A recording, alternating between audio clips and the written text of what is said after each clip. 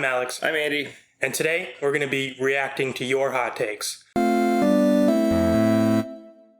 I asked on our Discord and on our Instagram, which our Instagram is materia_machina, if you want to go follow us over there, for your guys' hot takes, and we're just going to be reacting to them in this video. Feel free to comment down below if you want to be featured in a future episode of this. We'll be happy to react to your hot take, or of course, go to our Instagram or Discord and leave your hot takes there. We're excited about this idea. This should be fun. So all these hot takes are from the same person. I don't know how much that matters.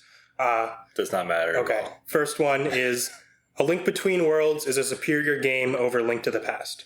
No, because I haven't completed A Link Between Worlds. It's weirdly, like, that game came out at a time where I was really busy with other games and other life stuff, and I have not played that game. Mm-hmm. Does that feel like a hot take? Yes, absolutely. That feels like someone just said Metroid Dread is superior game to Super Metroid, to which I say, no, that could never be the case. I mean, I don't know. I could, to someone playing both in the modern day that hadn't, like, when you played A Link to the Past, that was probably like your whole life, you know?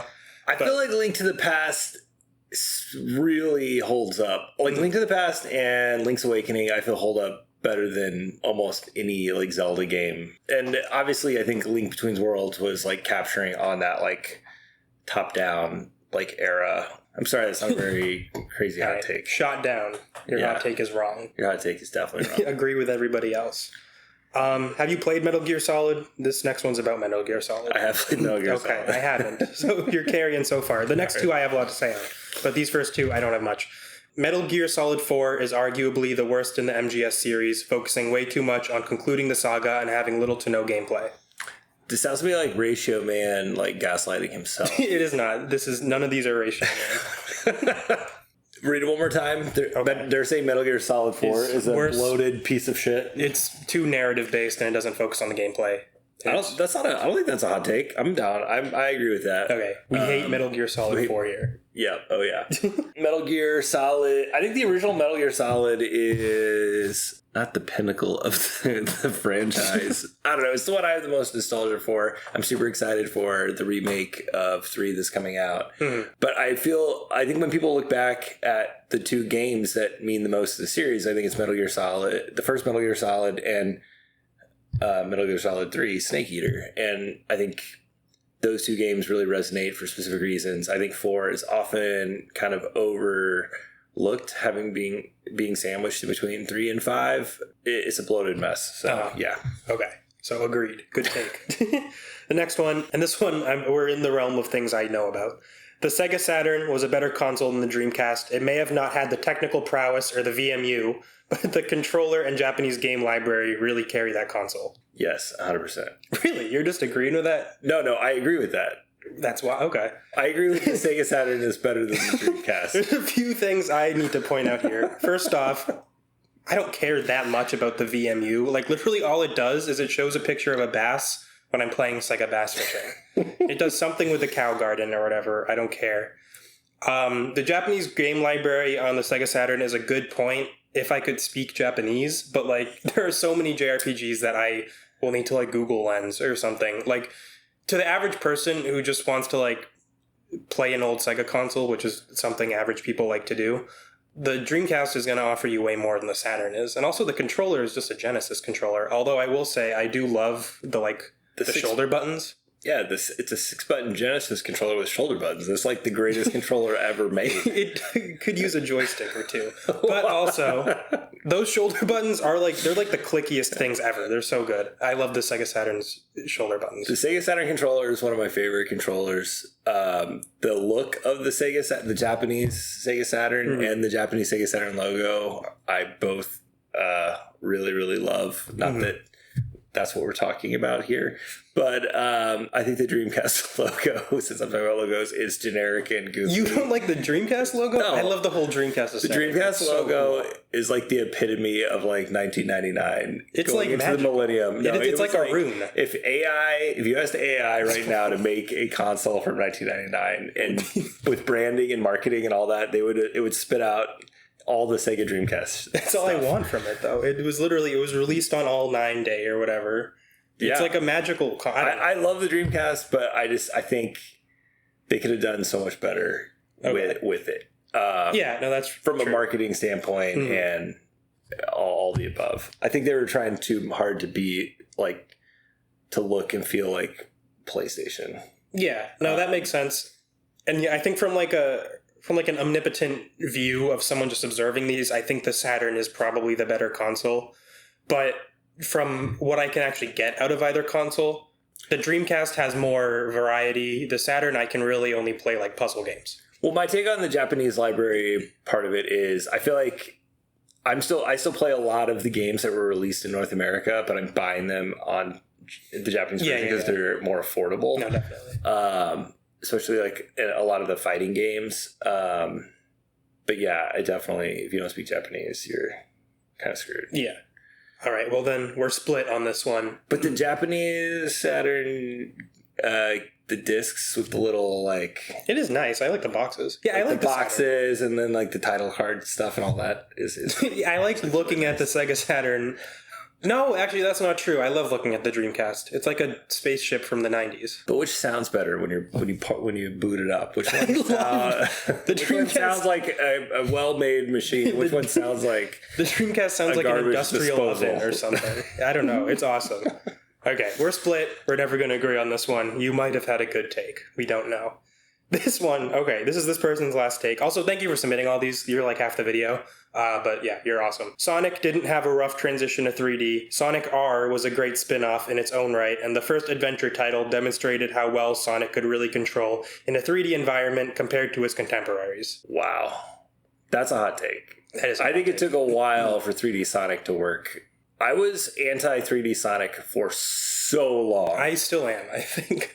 But no, okay, this is I don't know if I've said this on a video or who I've said this to, but like, I think Mario and Sonic are these two like completely different like ideas for a platformer, right? And in the 16-bit era, one was all about like going really fast, and the other one was kind of about like all the exploration and the power-ups and all that stuff, right? So I think Sonic. So when I do not like 3D Mario. I think the truest form of Mario is 2D. I think the truest form of Sonic is in 3D, but I think it took them until Sonic like Generations era to really like get the formula down. Maybe Adventure 2, but like when you look back at like Sonic R and Sonic Adventure and stuff they were doing in that, all that built towards a really, really amazing 3D Sonic experience eventually. Yeah, no, I can get behind liking Sonic Adventure 1 and 2, obviously. I can even get behind liking Sonic R. It's like a kind of unique racing game-ish, but it was absolutely a rough transition. Just because they were good games, but it was rough. Yeah, no doubt about it. I do not think Sonic R is not an enjoyable game. It's too hard to accurately control him, I think, and I really think it took to Adventure 2 to where they kind of, I don't know, the camera with the way they evolved with the camera following Sonic in Adventure 1 was a huge step forward, and then. But that was not. I did not like that game. It takes you forever to figure even out what you're supposed to do in that game. I think 2 was much better. My favorite 3D Sonic game to this day is Sonic 06. That's a hot take. I mean, it has weak enough competition that I can say that. Like, the only other ones I've played is Sonic Heroes, which that barely works. And then Sonic Frontier, which is a Gmod map. I need to play the Sonic games where you're riding on the boards. What's that? Oh, Sonic Riders? Yeah, I played those. Those are fun. That makes sense to me as a concept. Yeah, no, that works. Except he should just be running, like in Sonic R. Okay. That is true. I agree with that. So, for this first person, you have 1 good take, 2 bad takes, and 1 maybe take. Feel free to submit more. Thank you for submitting so many. It was fun talking about him. Let's move on to the next person. This is the last one from Discord. The SNES had better ports of the Street Fighter games than the Genesis. Wow. You don't agree? I'm assuming. I mean, I think I've played both. I don't have a take on this really. So this is like one of those things where I was in the thick of it when it came out, and Street Fighter 2, the port for the SNES, I'm pretty sure was the first one to hit the market. It was definitely the one I played the most as a kid. When Champion Edition came out, and you could be like Balrog and Vega and Sagat and Imbai, that was like mind blowing. And if you had a 6-button controller, I mean, you obviously had to have a 6-button controller to actually play that game. if you had a 6-button Genesis controller in Champion Edition, that was definitely the superior way to play Street Fighter 2 on 16-bit until Turbo comes out. I think, but that's not the question. Turbo, I think, on SNES is a better port. Typically, most of the Genesis ports are inferior, but Champion Edition definitely, like, when it came out, was a big deal. Like I said, I'm not enough of a fighting game person to have much of an opinion on this. What I will say, though, is I don't like games that need precise inputs on the Genesis just because of how that controller is. It's like a big circle. You know, it's hard to kind of make it go in the direction you want 100% of the time. I don't have so much problems with the control on one versus the other. I think the layout of the 6-button controller is superior to the SNES controller for that game. I do think the sprite work and the games look better on the SNES. The color is kind of weird on the Genesis version. That's how it usually goes. That's true. All right, so bad take, but thank you for submitting it. On to Instagram, the first one. This is a pretty general one. True endings in video games are dumb. I think they're dumb in platformers. I'll say that. So this whole segment is interesting because I'm like reacting to like, is that a good hot take? Yes, that is a great hot take. I love it's definitely that hot take. It's very hot. Do I agree with it? I'm for the idea of true endings in. I mean, I don't know. It's kind of like we're mincing words here, right? Like, what was the true ending in Fire Emblem 3 Houses? Like, does that matter which one was the true ending? I did all of them. Does it matter which one? Did I have the one I liked the best? Was that the true one? I don't know. Yeah, I mean, I think we can both agree multiple endings is cool. Yes, multiple endings is cool. Yeah, anything that makes a game that is already like 100 hours replayable for another. Yeah, no, that's a cool thing. But I think a lot of platformers tend to have true endings where it's like if you collect all of this certain thing, then you get like the secret boss. Kirby does it all the time. I think that is a little silly. Like, yes, I don't want to collect more collectibles just to see a different cutscene at the end. But like in a JRPG or something, it makes sense because like, you know, you can choose different paths and maybe you save someone who you didn't form a bond with or something. You know, like stuff like that makes sense to me. I don't think platformers need true endings. Correct. Okay. So you're half right. Platformers do not need true endings. Retro platformers don't need true endings. I feel like someone can do something cool with, it could be possible with modern ones. But. All right. So decent take. Thank you for submitting it. This next one, I don't know if you're going to have a take on it. I have a little bit of one. Halo 2 is the weakest Bungie Halo game. Great hot take. That is a great hot take. I mean, I feel like just by process of elimination, it's true, though. Say it again. Halo 2 is the weakest Bungie Halo game. So Bungie stopped at Halo 4. Halo 4. They didn't do Halo 4. But it's like, its competition is like Halo, Halo 3, and Halo Reach, which are like some of the most beloved games of all time. I guess, Halo 2 is kind of the weakest out of those. I've played a ton of multiplayer Halo and a little bit of single-player Halo. I played way more multiplayer Halo than single-player Halo. Yeah, no. So it's hard for me to answer that question. Okay. I think I always have thought Halo 2 is the most beloved one of all of them. No, usually it's. I think Halo 3 probably gets the most love. Obviously. Really? Halo Reach is the one I have the most nostalgia for because it had like a sandbox mode and my friends just like knocked each other off mountains and warthogs and stuff. So that was sick. Halo 1 is obviously Halo 1. So yeah, I don't know. I think I kind of agree by process of elimination. Halo 2 isn't Halo or Halo 3 or Halo Reach. All right. Sure. Next one. This is from Ratio Man's friend with the long hair. I don't know if I like that guy. Breath of the Wild and Tears of the Kingdom are extremely overrated. That is a great hot take that I do not agree with. So, full disclaimer, I have not played Tears of the Kingdom.